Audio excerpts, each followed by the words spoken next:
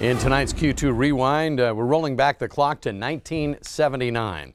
June of that year, the town of Cody, Wyoming, celebrating the dedication of the new Plains Indian Museum at the Buffalo Bills Center of the West. Take a look.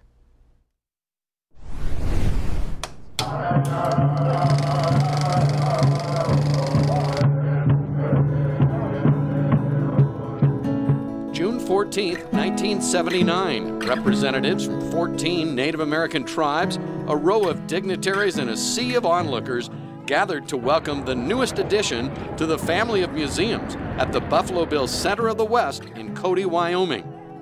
The launch of the Plains Indian Museum was a remarkable achievement for the small town, a team effort that included Wyoming's longtime Senator Al Simpson.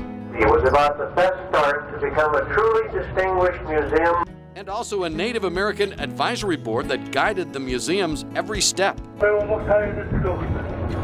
key to its success is the sensitivity toward the tribes, which are defined by the tribes, not by the board. In fact, there are objects here I can't see, certain things that are religious objects.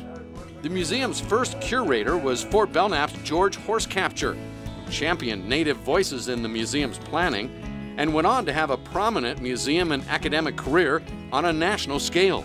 Warm, wise, and witty guy, and he made us float when we were sinking. The keynote speaker that day, famed novelist James Michener, a lifelong friend of Senator Simpson's. But I was certainly impressed with what you people in Cody had managed to put together in a small town of this size, so remote from the great centers of population, that I realized that if you wanted to have an Indian museum, you certainly had to know how to get one. Yeah, we had a slogan, how to build a Western museum with Eastern money. It's a beautiful slogan.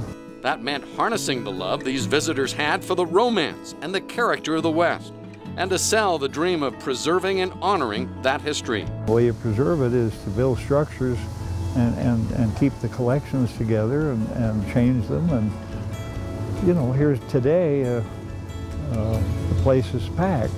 The museum's mission to honor the tribes of the Plains was especially important back in the 1970s, a time when America was beginning to reckon painfully with the history of injustice against the tribes. The incident at Wounded Knee, South Dakota, for example, was still a recent memory. It was a time when people were saying, what the hell did we do to these people? Well, we know what we did to them. It was a time to show respect. Finding some amazing things in our archives. By the way, today the Buffalo Bills Center of the West contains 5 museums and a research library with a world-class collection of Western arts and artifacts.